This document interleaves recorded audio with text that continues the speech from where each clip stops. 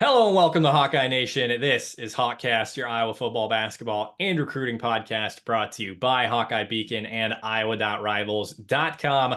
I'm your recruiting analyst and host, Eliot Clough, at Eliot Clough on Twitter, joined as always by our managing editor, Ross Binder, and publisher, Adam Jacoby, on this fine Sunday evening. Apologize for making HawkCast a little bit late post-Minnesota game. Everybody traveling back, and I was in Des Moines for family. So we're going to get this up right away when it's done. So appreciate your patience. Before we get started, make sure that you hit that subscribe button, drop a like, drop a comment, let us know what you're thinking after that Minnesota victory, 31-14 over the Gophers for the Hawkeyes, and mainly because Kaleb Johnson is out of this freaking world. You know, the comparisons to Sean Green started early on, probably a couple weeks ago, and I was not ready to make those comparisons. When Sean Green was at the peak of his game, I was 12, so he was a god to me growing up in small town Iowa. And I'm a little less reluctant now that we're 4 games in, and he's done it against 2 Power 4 teams. And if he does it again in a couple weeks against Ohio State, then we'll be having a very different conversation. But have to start off with him. Adam, you wrote about him post game for the second game in a row. Tell us about what you put together and what stood out about Kaleb, other than the fact that he's a monster of a running back. Yeah, I mean, first and foremost, we should probably start with just the basic numbers, which was a career high 206 rushing yards, 3 touchdowns, all of them, well, 2 of them highlight reel. The third one probably should have been a highlight reel touchdown, but his feet were just a little too big for the 53 and a third yard field. So he had stepped out at about the 1.5 yard line, punches it in on the very next play. But he was running around guys, running through guys, running past guys, everything that you could want in a running back. Kaleb Johnson had on display Saturday night. And I asked him after the game, it was a career high in rushing yards. Did he think that that was his best game as a running back?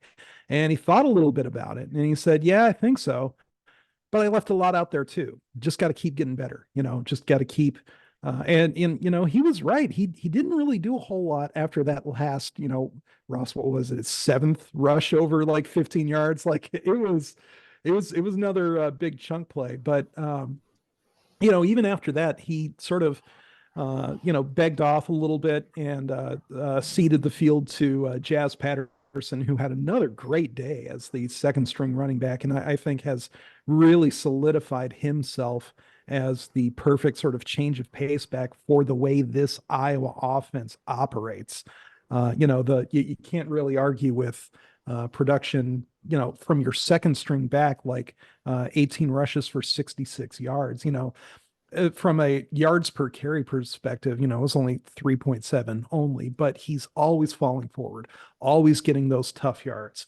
And in situations like where Iowa was backed up inside its 5 yard line, they went to Patterson because they know he's going to hit that hole as violently as possible. And sure enough, he got them out of danger's way in 2 rushes for 15 yards when they were backed up like that. So clearly, a lot of really strong production from that running back position. A lot of credit has to go to the offensive line, and Kaleb Johnson told me that too. He was effusive in his praised him multiple times, and you can sort of understand why.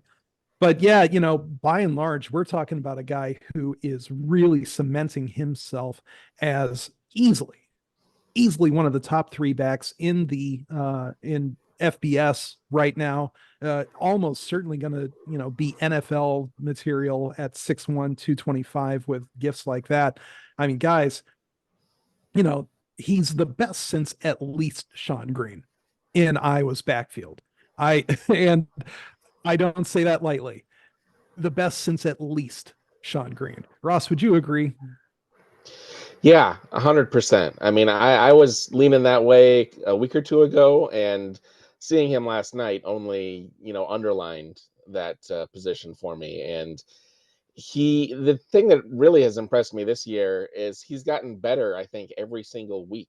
Like, he's like, oh, he looks really good against Illinois State when he makes his debut. It's like, that's good. Then in Iowa State, he looked really good again. Troy, he looked even better. But then, last night against, one of the tougher defenses he's played this year, probably, up there with Iowa State, obviously, is the two toughest. And he was just making them look silly, just completely silly. Like they were not even touching him on a lot of those runs. And obviously, part of that was some great work by the offensive line, opening up some huge holes. But he was also just, you mentioned it. He was running around them. He was running through them. He was running, over them. He was just doing some really phenomenal things. And, the way he's running right now is as impressive as we've seen from a running back in an Iowa uniform in, years and years and decades. You mentioned Sean Green. He's up there with Green. He's up there with Tavian Banks, going back to the late 90s. This is some rarefied air with what he's doing right now. And it's impressive to see. Is that what it looked like to you too, Eliot? To me, what it looks like is he's just making plays that we know he could make with those physical tools, but he's taking what he's learned from last year, also being healthy, last year to this year. And what did he do after the Troy game, Adam? Is he talked about Liddell Betts over and over and over again, right?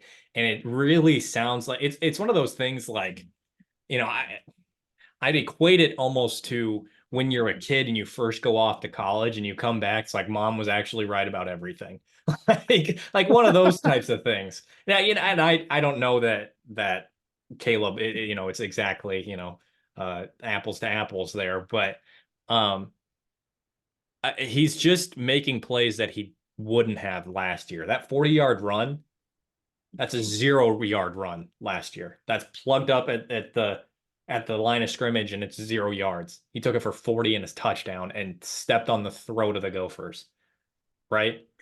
Yeah. And Ross, we were right there in the press box. And as that play was developing, like I even said, as soon as he hit that line, took that little bit of stutter step and let that hole open up, I'm like, oh, look at that patience. And then boom, gone. And that acceleration from a kid who, again, is 6'1", 225 is special.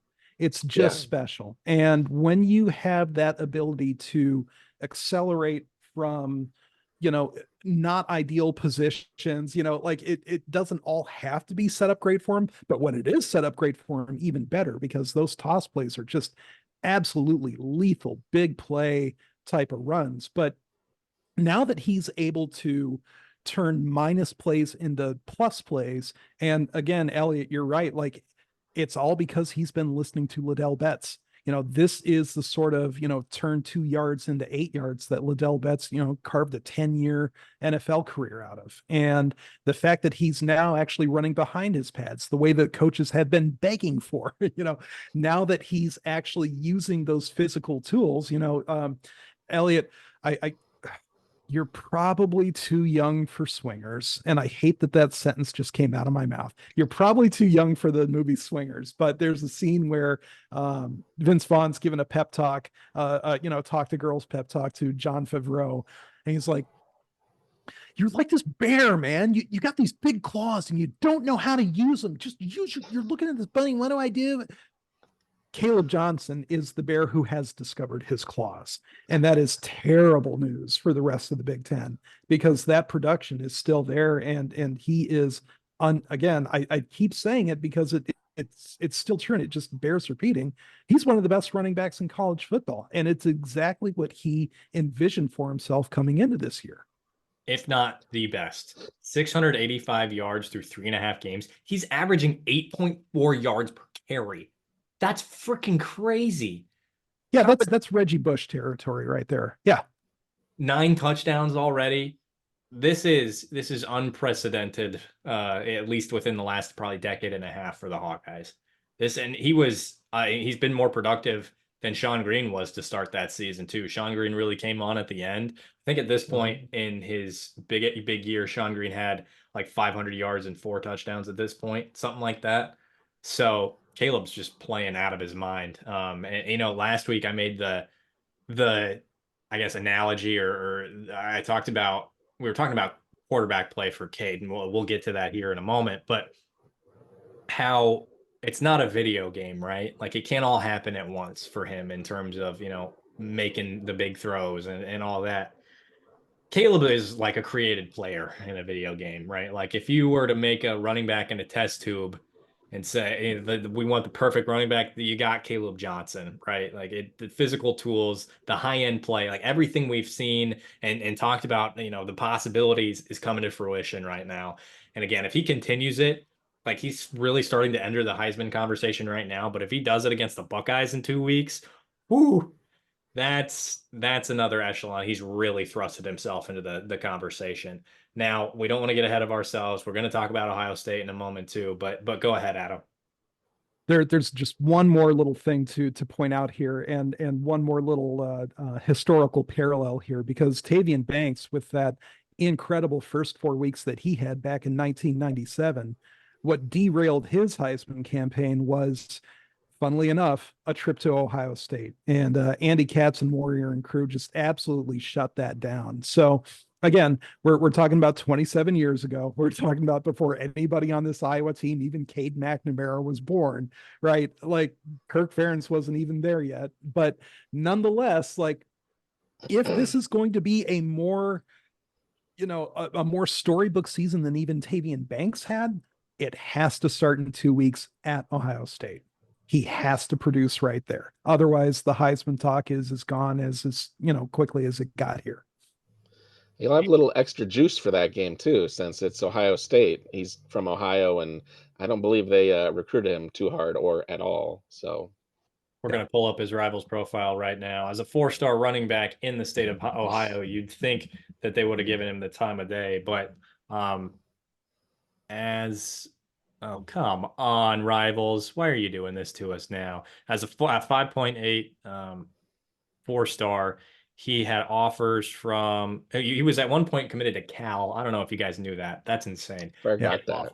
Offers, Power 4 offers, Cal, Cincinnati, not at the time, but Cincinnati, Iowa State, Michigan State, Minnesota, Pitt, and Michigan and Wisconsin showed interest. But yeah, he was overlooked by a lot of programs, and they are wishing they hadn't done that now, huh? The other thing that I wanted to hit on in terms of the running game, Adam, you already touched it, but man, Jazz Patterson is a really, really nice compliment to what Caleb does in the backfield, because you have to deal with Caleb, who's now learned how to run behind his pads, and then Jazz, who just hits the hole like a freaking bat out of hell. Like you're waking up the next morning as a defender from an opposing team and thinking, where did I get this bruise?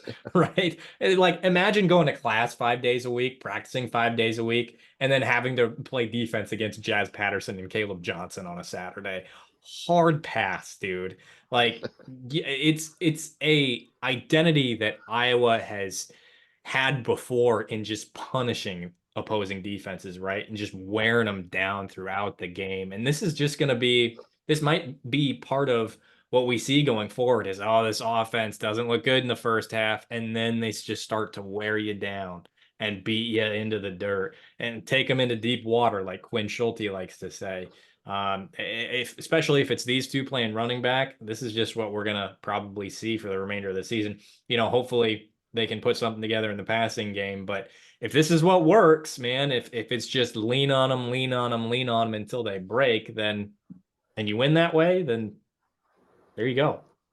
Yeah, any coach in the country, if they could win games without ever throwing the ball, they would do it, right? Because throwing a ball is, has more risk than running the ball typically, usually. Now, obviously it comes with more reward too, but again, if you can guarantee yourself 3 yards on every single run, just exactly 3, you're running it and you're going into the end zone every time, you're winning every game.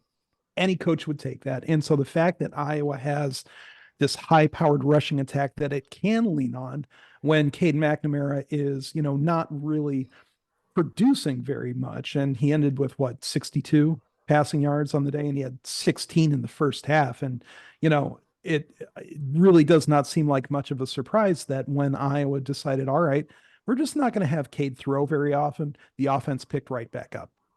And, they let him create a little bit more out of play action, out of rollouts.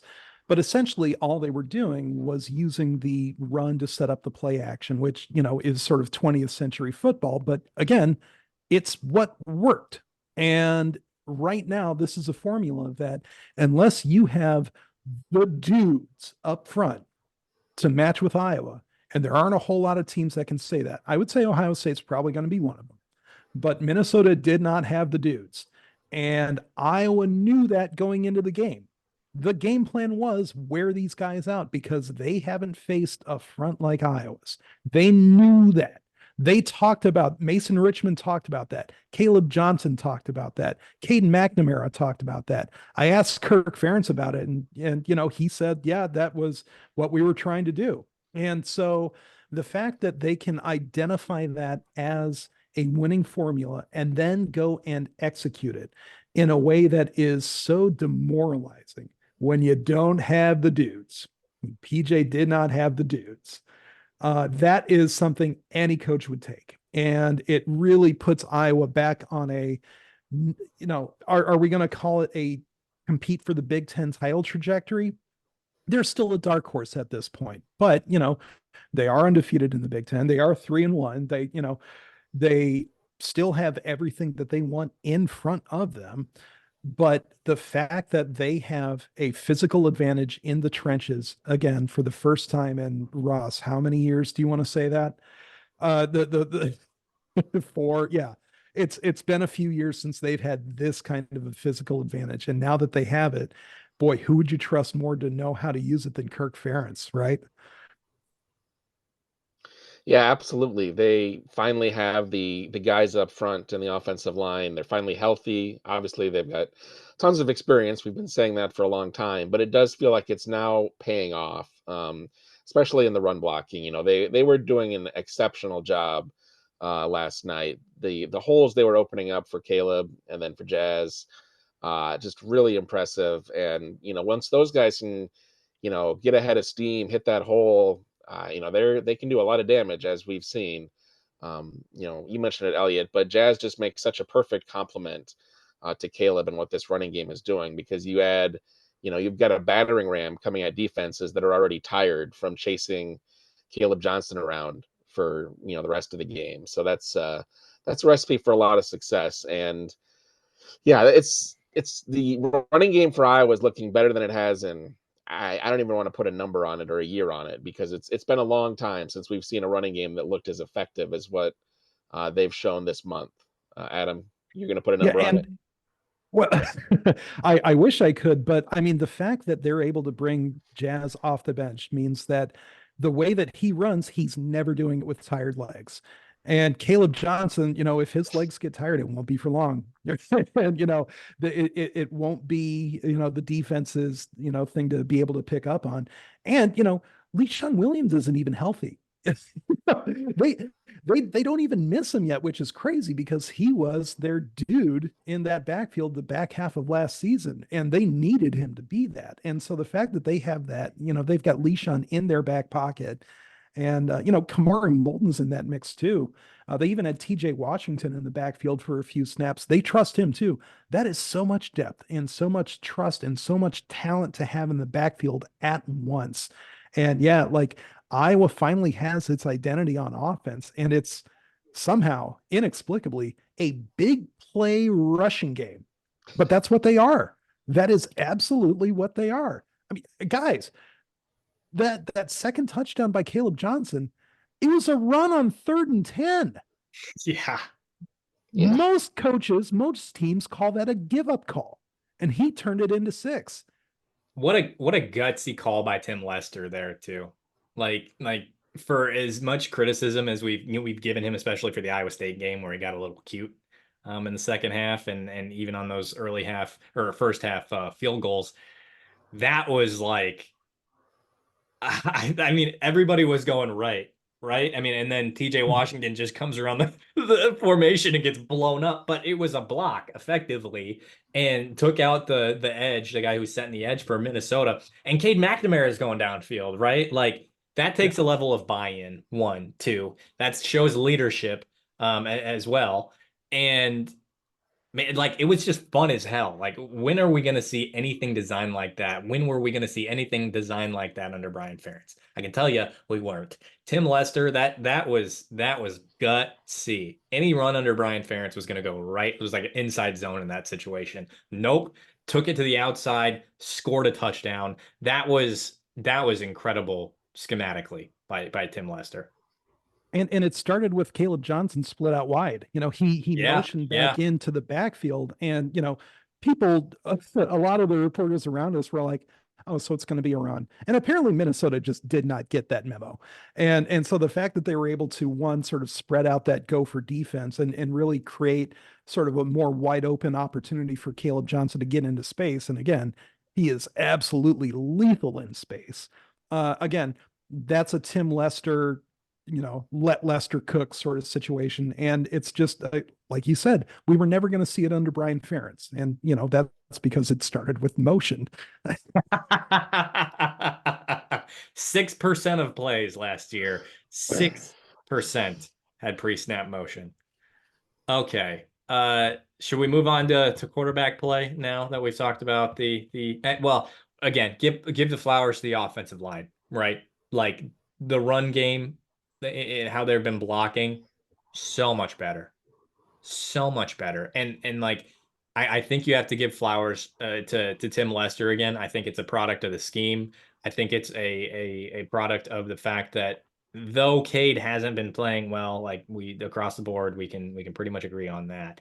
The scheme allows them to do these things. The way this blocking has been set up allows them to do these things. The threat of different ways to attack your defense allows them to show the strength of Kaleb Johnson, on top of the fact that he's improved as a runner. So the offensive line has taken a drastic step forward in the run game. Pass blocking really can use some work, but the offensive line is playing really well in the run game. Okay, talk about quarterback play here for a second. Cade finishes, I saw in the stats it said 11 of 19. Last night I thought it was 10 of 19, but stats now say 11 of 19 for 62 yards. Might have to go back and track that ourselves, but just had some missed throws, had some drops. Like you can't blame Cade for everything. There were I think two passes that should have been caught on to the either side to TJ. At least one. I know at least one that just went off the tips of his fingers. I think he was looking to run before he had the ball. But there's that slant to Caleb Brown. There's that drop pass by TJ. Those are the two things that are sticking out in my head. What else sticks out to you guys from his play last night? Any other particular throws that he just was missing some that a sixth-year quarterback should not just flat out not miss, right? Neither of you have anything to say? I was waiting for it's Ross. a podcast, guys. We're supposed to talk. Okay, fine. Adam will talk. No, so TJ was only credited for one drop on his two targets, but Cade was 0 for 2 throwing to him. And I think it was just because that second one was a little bit too off target, which again, like that one was on Cade. So the fact that, well, all right, they're 0-2, and one of them's on each half of that equation. Okay, so I mean, there's your finger pointing, but also it just says the execution has to get better. And then on top of that, so even though he's 11 for 17 on the other throws, the fact that even only gets you to, and even that is close to 2/3 of your passes, right? Like that's a really good percentage, but so much of that was just tight end flats. Addison Estrenga, he had 20 yards receiving and 23 of them were after the catch. Yes, because he's, going off on, bootlegs and rollouts and flat routes. Luke Lachey, led the team with 3 catches for 9 yards. That is, at some point, you have to let your big play guys make big plays. And it was a little bit of a bummer that Estrenga didn't also get credit for that diving catch that would have put Iowa inside the 5-yard line. And it was close. It was really close. And that Kirk Ferentz even mentioned after the game, Ross, like, yeah, we were 0 for 2 on replays, and it stuck in his craw a little bit. And you could absolutely tell why it was called a catch live, because he got his arm under it and everything, but just one angle shows the ball on the ground. And, credit to, CSI for teaching all these referees that they can, outsmart everybody by grinding the game to a halt so they can, pour through frame by frame whether or not a ball grazes the dirt or this or that.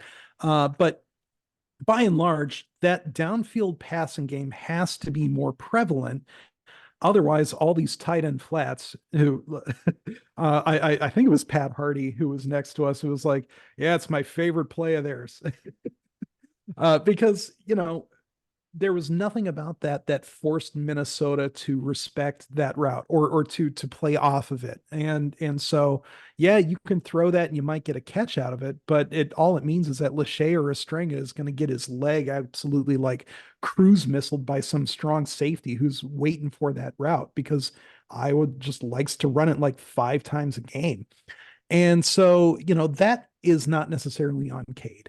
That is not necessarily on the offensive line. It's not even on the receivers either. That had better be setting something up more explosive down the road, right? That if that is what you have to do in September to open up some October big plays, okay.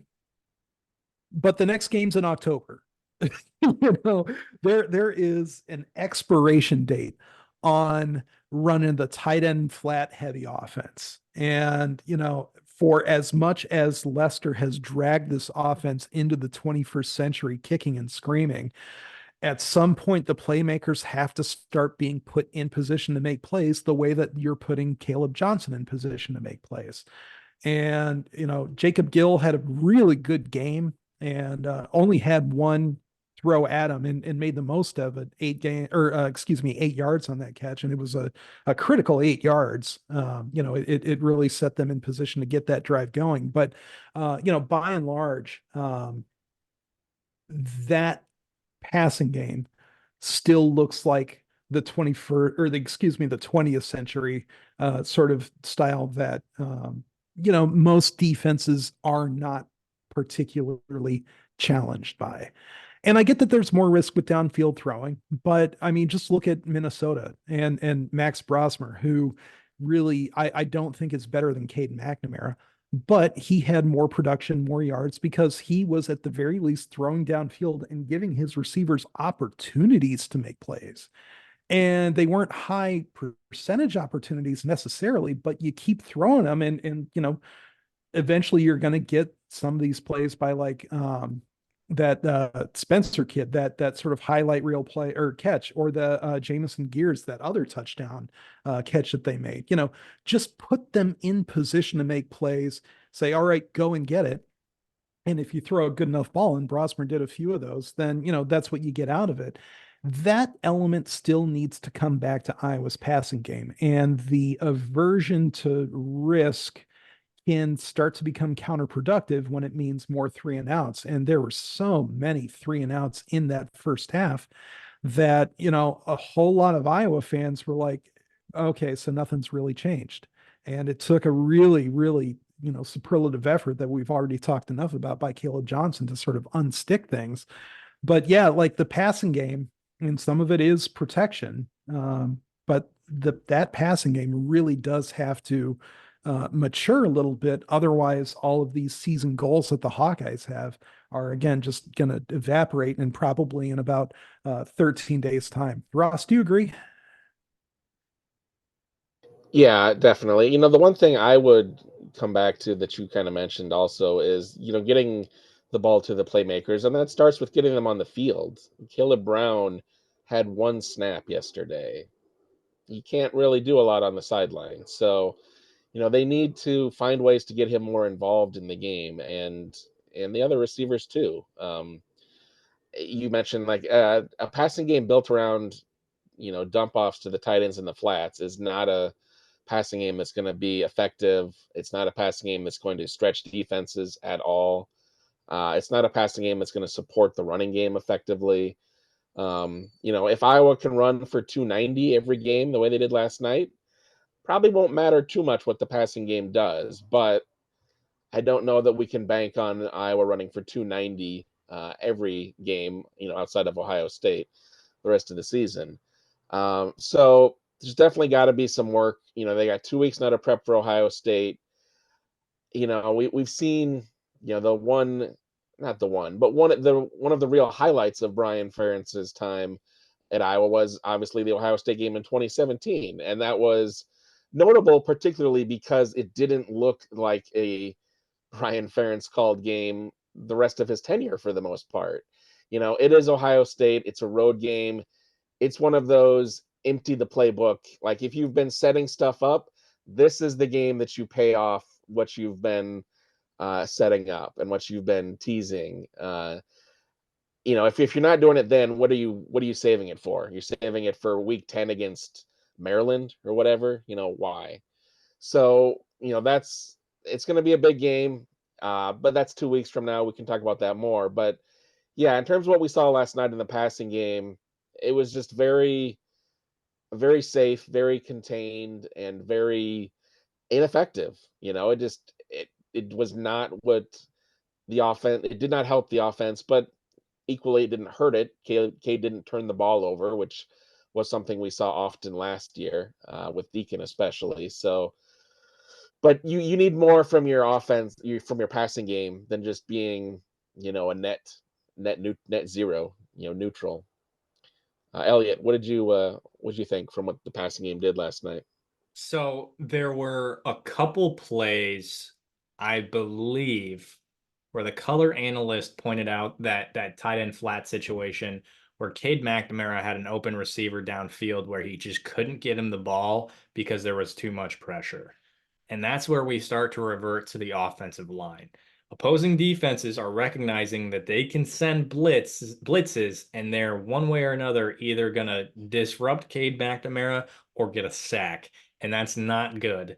That's an issue of protection by the offensive line itself. That's an issue of checking at the line as well, adjusting protection at the line. So Cade, like recognition stuff needs to pick up, and maybe that's something that they work through in the during the bye week. And you talk about putting players in position to be successful. Like we've said, they're doing that with Kaleb Brown. They're doing that with Jazz Patterson. And I'm right Johnson. back in Kaleb Johnson, not Brown. Oh, did I say Kaleb Brown?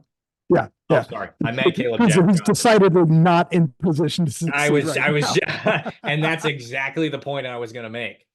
Last season, we were, and I praise the scheme because if anything, though it might not be capitalizing or punishing opposing teams over the top, it has the capacity to do so, and they have to respect that at least. So that's what's opening up things for Kaleb Johnson.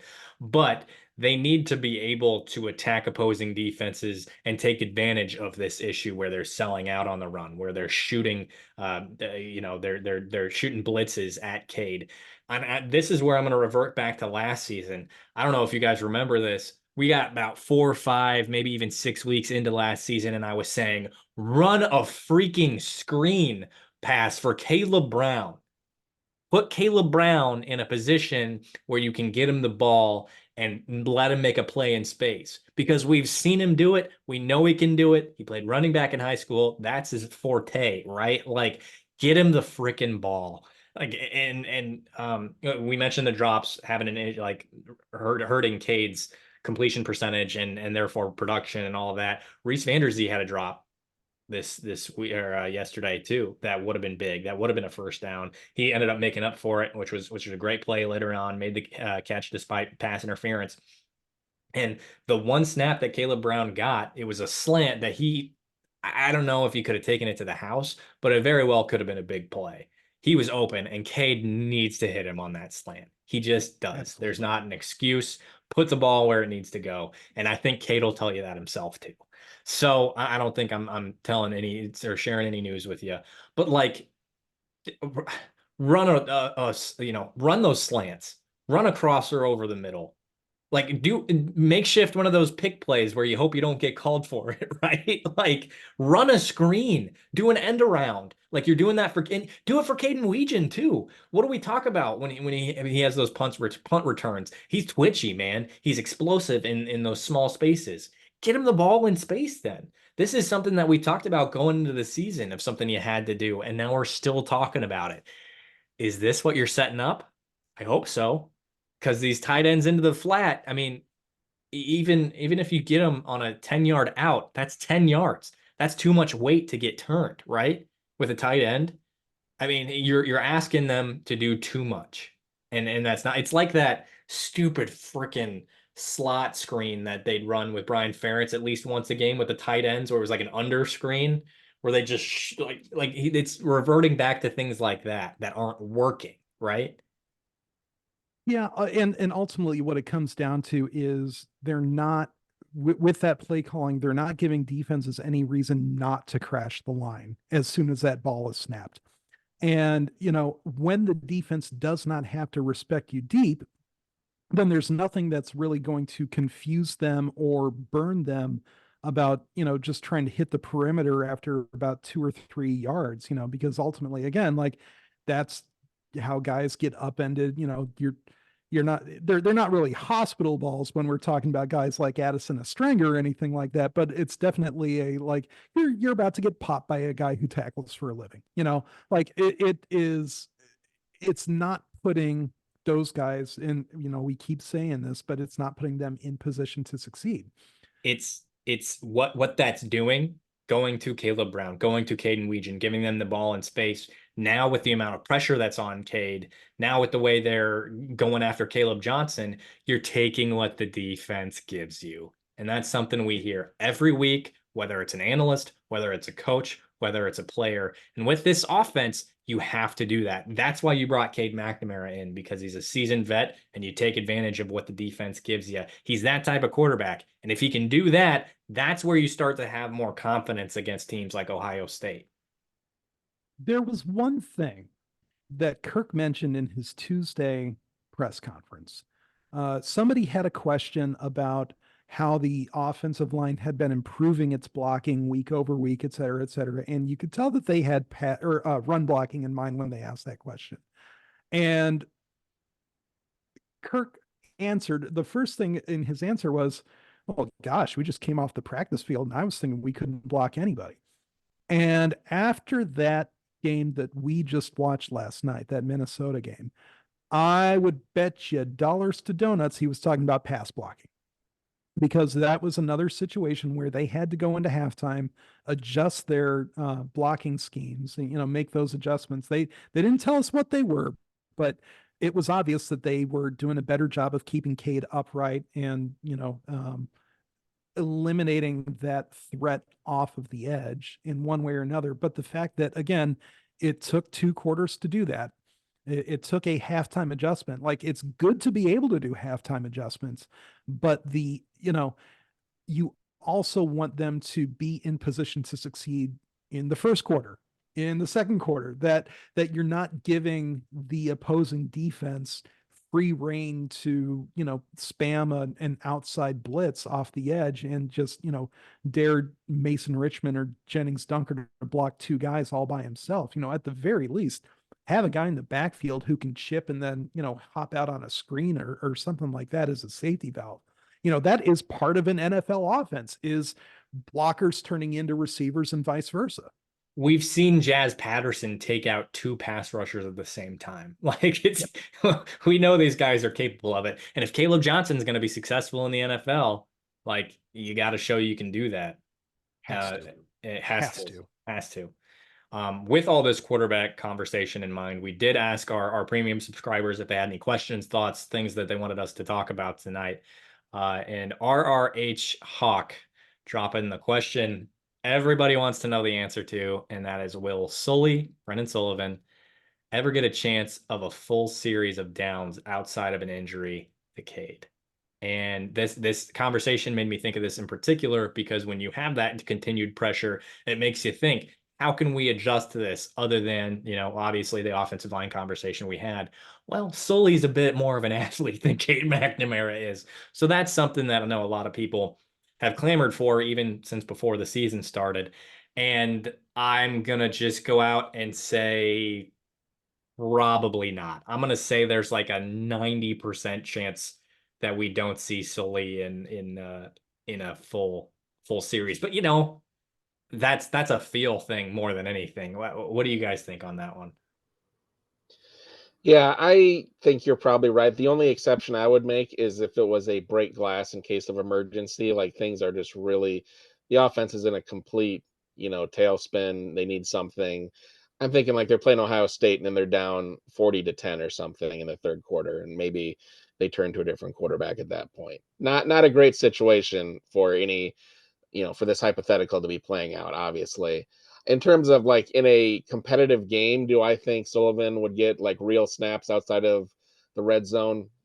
Doesn't look good right now. I would definitely agree with you from that standpoint.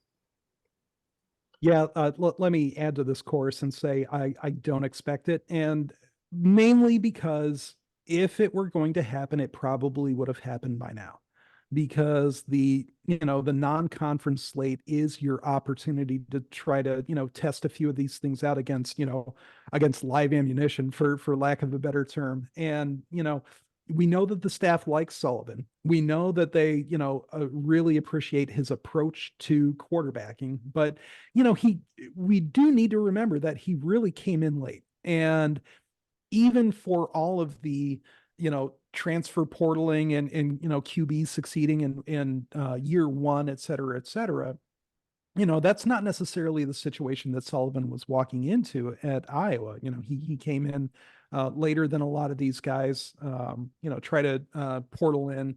And again, he was coming in behind an incumbent quarterback, as opposed to, having a job, a QB1 job waiting for him. And they're really happy with the way that he has prepared himself as QB2, because again, like all it takes is one, bad plant of a leg, and all of a sudden you're dependent on your backup. And we don't need to tell Iowa fans about any of that. But there were a few plays in that Minnesota game where you understand where that fan sentiment came from.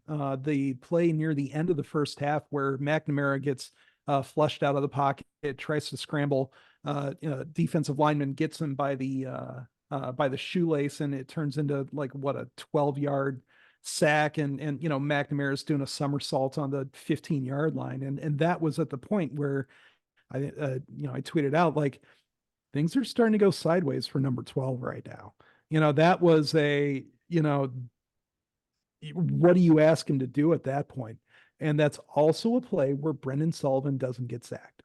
That's a play where he has the athleticism to extend that play, same way that JJ McCarthy had that athleticism that Cade didn't. And that's, a big reason why he won that job too.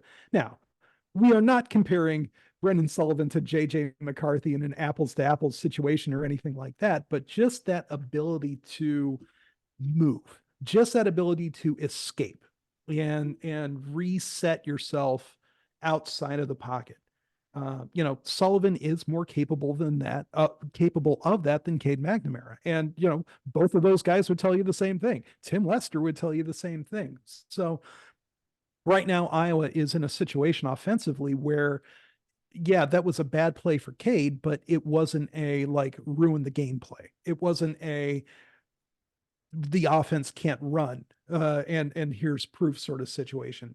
It was a bad play for him, but he still completed 58% of his passes, et cetera, et cetera. So the urgency is not there for the Iowa staff yet, but again, we're saying that now.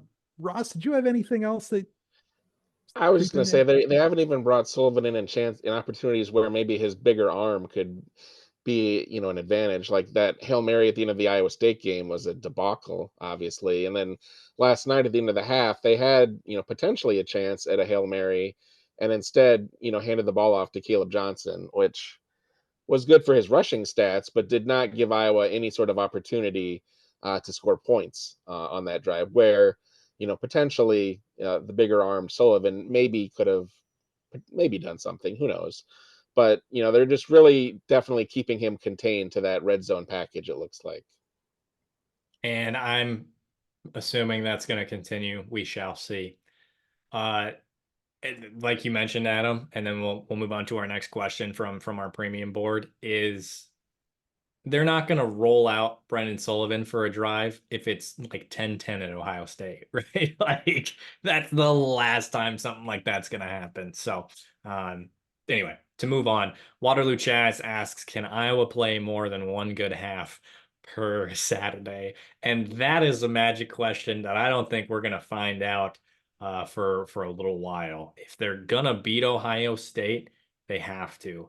This can't be a, oh, we made adjustments at halftime thing, because if that's what's happening, Ohio State's probably up 21 zip at that point, if not 28 or 35-0.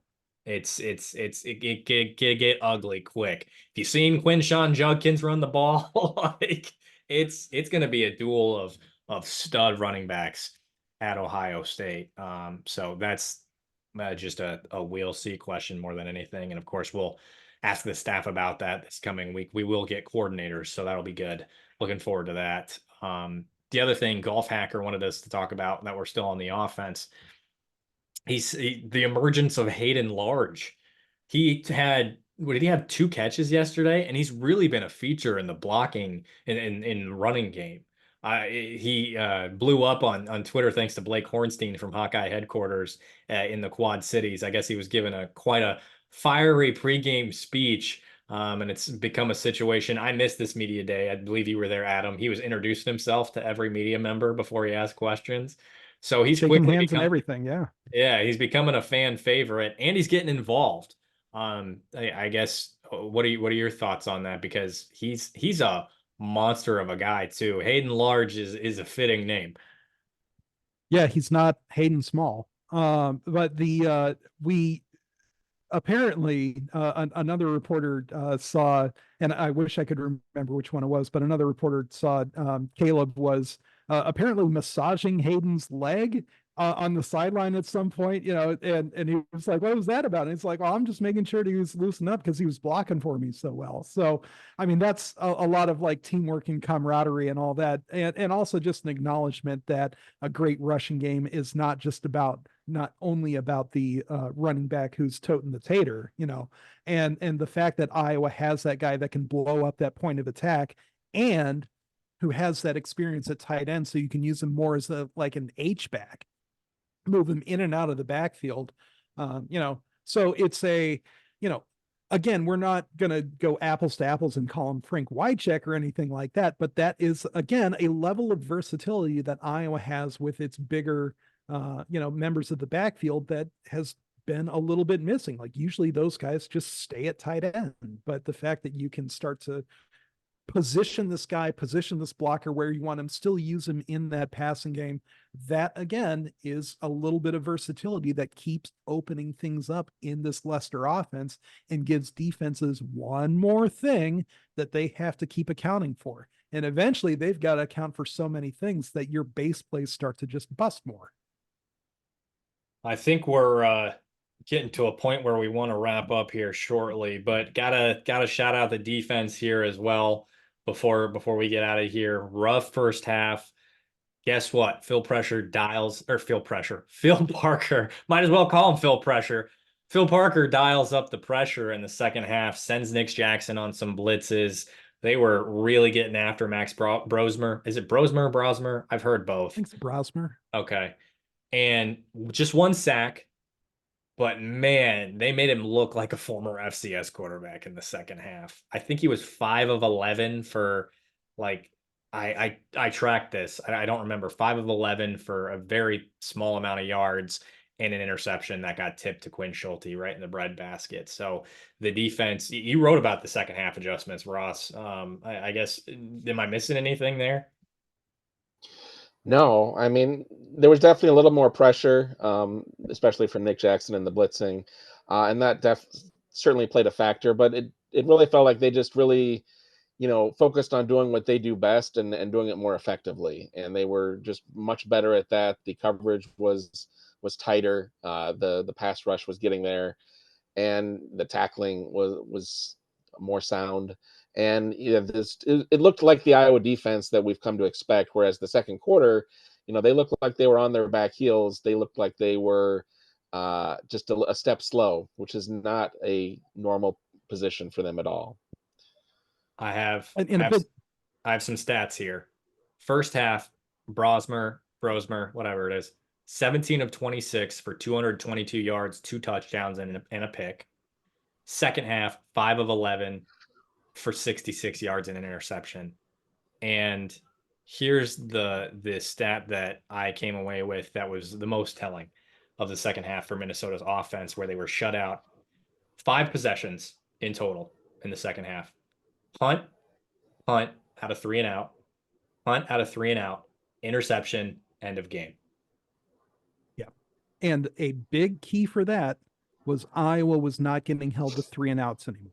Yep. That the defense could actually rest. That the defense was not spending 2/3 of the game on the field.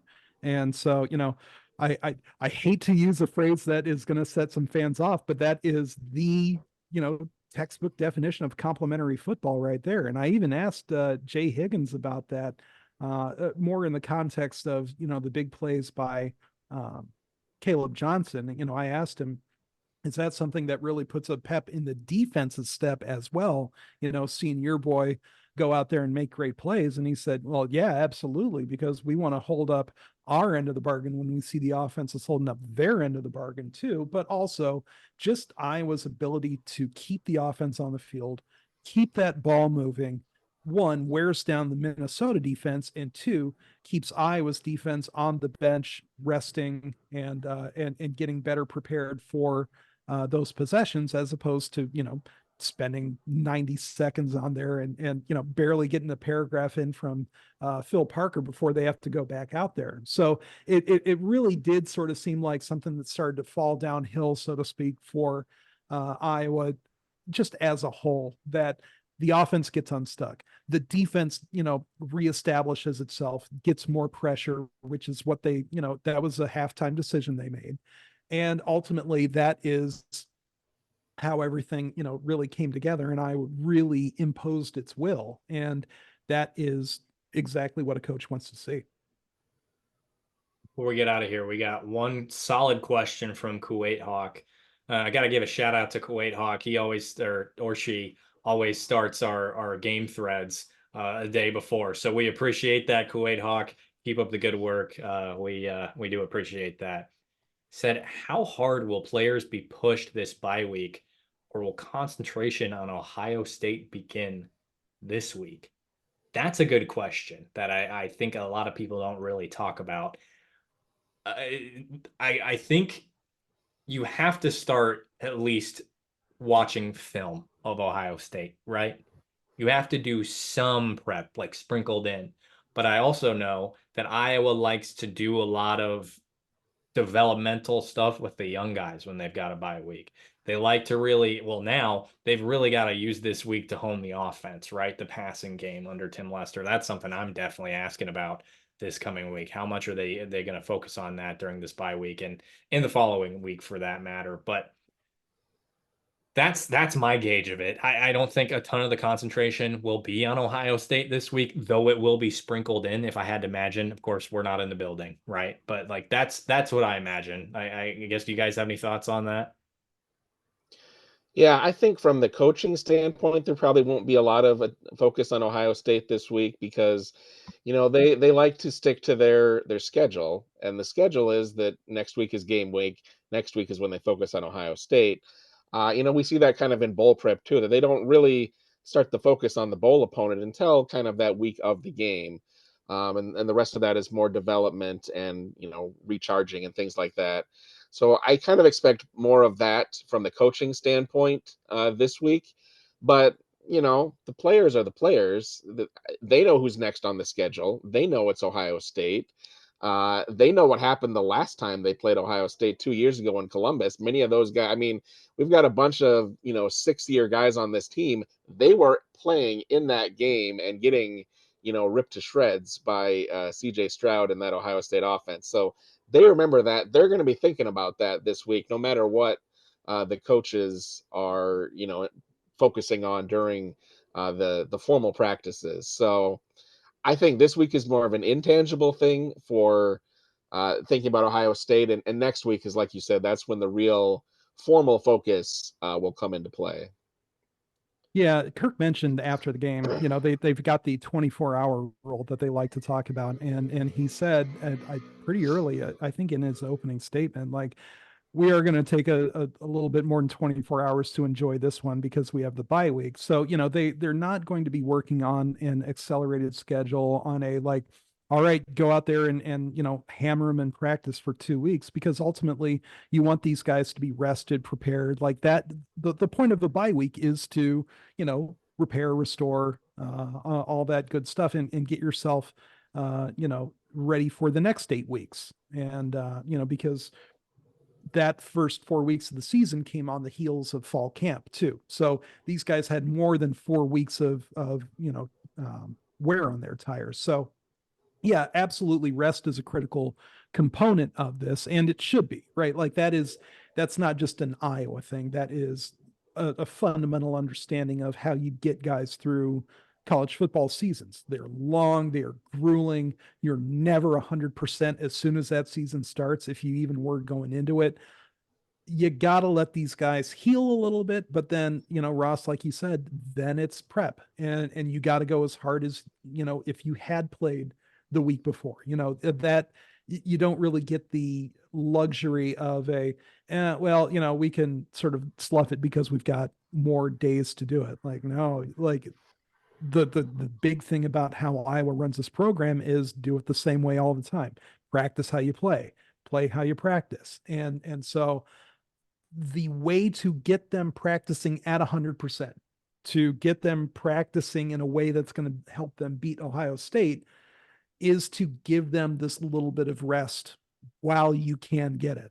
Because if they could add more bye weeks to schedules, every coach would take it, because it's rest. It's teaching. It's all the things that you get to do without having to worry about that Saturday.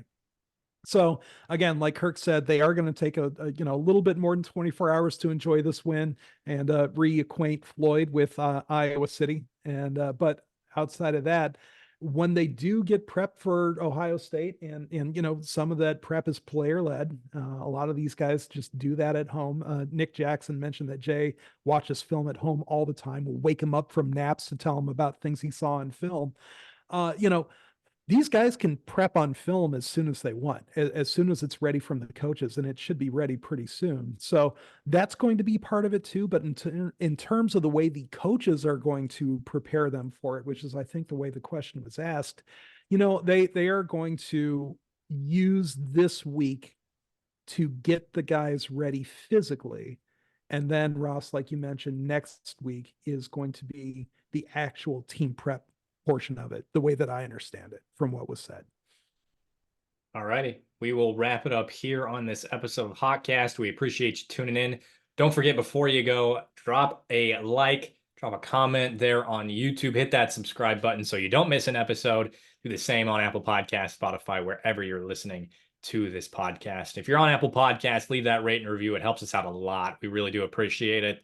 Helps push the podcast, gets other folks talking about the Hawkeyes and listening here with us on HawkCast. If you're not a premium subscriber yet, we've got some depth chart, juicy info coming tonight. So we would love to have you on, get all the intel there. We've got info on not only football, but men's and women's basketball and recruiting. I'm out on the road this coming week, heading home to watch Jax DeJean for the first time in a live football game. Very excited about that. Jaden Kuhn, hopefully going to go watch him too, part of the 26 class in Iowa, has offers from Iowa State, just picked one up from Creighton. So hoping to learn more about him. And that's all for our premium subscribers. So if you are not a premium subscriber yet, you can do that today. You can be part of the podcast as well. Drop us questions, thoughts, concerns before we hit that record button. Do that today at iowa.rivals.com/subscribe. We would love to have you there with us. For now, I am Eliot Clough at Eliot Clough on Twitter, joined by Ross Binder and Adam Jacoby, and we will see you next time.